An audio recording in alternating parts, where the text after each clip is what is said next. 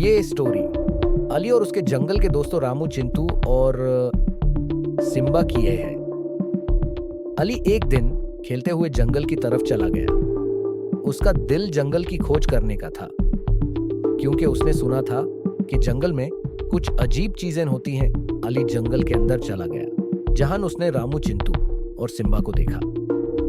रामू, जो हमेशा शरारत करने वाला बंदर था, अली से मिलकर बोला, क्या तुम भी हमारे साथ जंगल के सफर पर चलोगे? अली ने कहा, हाँ, लेकिन मुझे थोड़ा डर लग रहा है।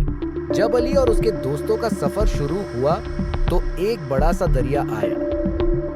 दरिया के बीच में एक बड़ा सा पत्थर पड़ा हुआ था, जिसे पार करना मुश्किल हो गया था। अली ने कहा, हम कैसे इस पत्थर को पार करेंगे? चिंटू ने सोचा और कहा, मैं इस पत्थर के ऊपर से कूद कर पार कर सकता हूँ।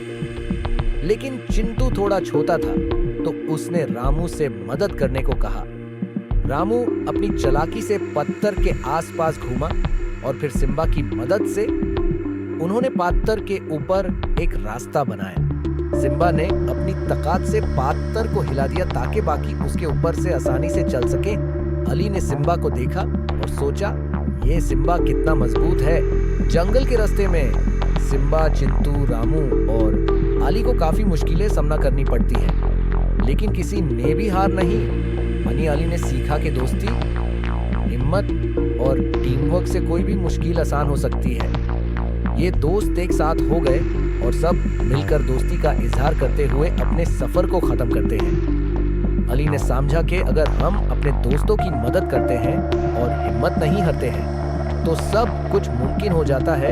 ये कहानी हमें सिखाती है कि दोस्ती, टीम वर्क और अपनी हिम्मत पर भरोसा रखें। अली, रामू, चिंटू और सिम्बा की मदद से जंगल की मुश्किलात आसान हो गई। जिंदगी में अगर हम अपने दोस्तों का साथ दें तो हम हर मुश्किल का सामना कर सकते हैं।